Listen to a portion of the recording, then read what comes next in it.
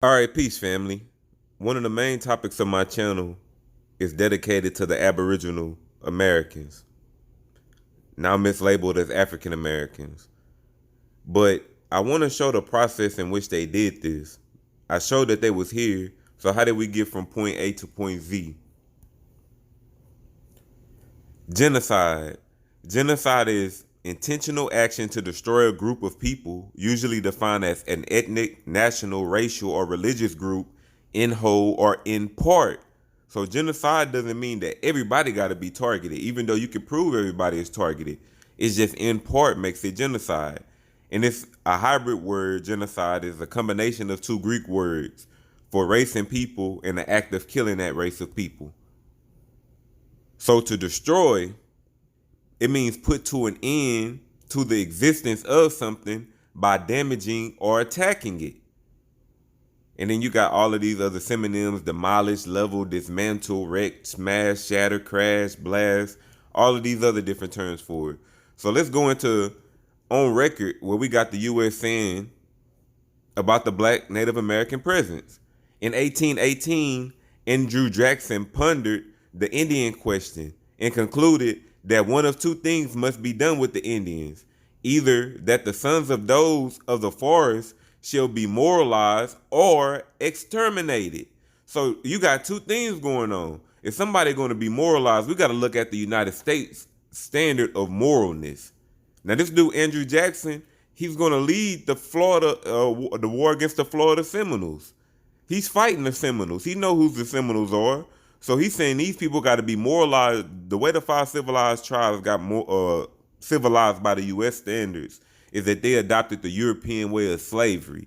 So if they want to give them their morals, that's what they're talking about. You basically got to whitewash this tribe or you're going to get wiped out. It said humanity will rejoice at the former but shrink with horrors from the latter. The latter is to exterminate. So let's get into it. When Andrew Jackson got out of Florida and became the president, the General Thomas Jessup was over the Florida leadership against the Seminoles. He was famously quoted as having declared about the Seminoles that the country can be rid of them only by exterminating them. Only by exterminating them. So we have somebody who went to become president who let the Indian, he said the only way that you could do this is by moralizing them or exterminating them. We come to Thomas Sidney Jessup and he's saying the same thing. The only way we can get rid of them is by exterminating them. But they're talking about the black rebellious natives. They're not talking about these so-called come lately pale Indians. The one drop rule is a social and legal principle of racial classification. Social and legal. That was historically prominent in the United States in the 20th century. It asserted that any person, even with one ancestor of sub-Saharan ancestry, one drop rule of black, is considered black, Negro, or colored in historical terms. But the thing that's important is that they killed me with this sub-Saharan African thing. I don't have a problem with any sub-Saharan African. That's not the thing. They act like black people wasn't in North Africa. Like you didn't have the kingdom of Carthage there, Egypt there. They try to take that away from black people. You also had the Moorish kingdom in Northwest Africa. They try to take that from black people too. Like this is above the Sahara. So anything sub-Sahara, that's what they only want to tie African Americans into. They say basically, no, you only sub-Saharan African. But this is the one drop rule in the United States. It was social and legal. So it didn't really have anything to do with your race. It's just how they was labeling you. So we're going to keep this in mind. By the late 18th century, in adherence with the idea that the one drop rule of African blood defined a person as black, white settlers advocated for the state to stop recognizing Indian identities and tribal land ownership, on the idea that Native American identity had been lost due to its intimacy with black Virginians. So they saying basically the blacks in the tribes are only there because they was mixing in with them. But we're going to get into how these people look though, man. When you go look up these early images, and I touched that in my, I got a video coming out about the tobacco, because everybody hear about the cotton, but we're gonna go in on the tobacco. And I show that these people in Virginia were black Native Americans. But to wit, free Native Americans were classified on the census not as Indians, but as free people of color or mulattoes. And I've been hearing a lot of talk from people. They'll talk about the mulattoes in Louisiana and stuff like this. I be like, man, you got to look at the racial classifications, because because you see mulatto don't necessarily mean they mix with something. That's the way that the U.S. was classifying these people.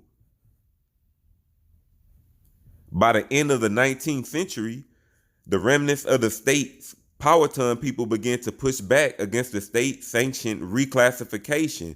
So this is genocide, detribalization. They're trying to destroy these people, man. They're trying to wipe them out. If they're not trying to wipe them out, why they're not letting this sovereign people name themselves? Why do they get to name these people or tell these people their tribal affiliations? But in order to do so, they embraced an identity not based on who they were, but rather on who they were not, and that's black. So if you look at these people, you're like, okay, man, these people basically African Americans, what you could call an African American. Now the U.S. government is looking at these people and saying, oh, nah, you too black. So you only black.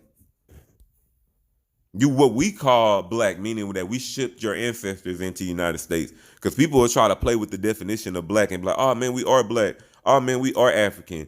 When they're saying this, they're saying the only reason that these black people are over here is because they came over on slave ships. And I'm not going to let you get away from that. But this raised the specter for the act's backers that the Virginia Indian community will subvert to the law to marry white people and consummate the white gene pool. So in the aftermath of the law's passage, Walter Plecker, Virginia's vital statistic registrar, declared war on Virginia's Indian community. Plecker, who called Indians Negroes and feathers, he called the Indians Negroes and feathers, sought to obliterate the Virginia Indian using what many have called pencil genocide, disallowing them to use the term Indian as a racial designation on government documents. So, man, we have a lot of people talking about this reparations and only applying it to what happened on slave plantations. I'd be like, man, there's all type of stuff that went on over here. So you saying that basically you're a descendant of a slave? What about these people, these black Native Americans who are in the African American community now because of the way that they reclassified these people? So we really don't even know, unless you can go back and do your paperwork from your ancestors and see where they was at, what they was labeling these people at. Maybe you can get your information. But for the most part, as the African American unit, people cannot get that information, man. So it's up to the United States to distinguish. It's not up to us because they should have never did it. They should have never mislabeled the people. They mixed them in. And the thing is with the Native American tribes, once you mix in with the tribes and you have an offspring, that offspring is a part of the tribe. So we've been all mixed in with this stuff.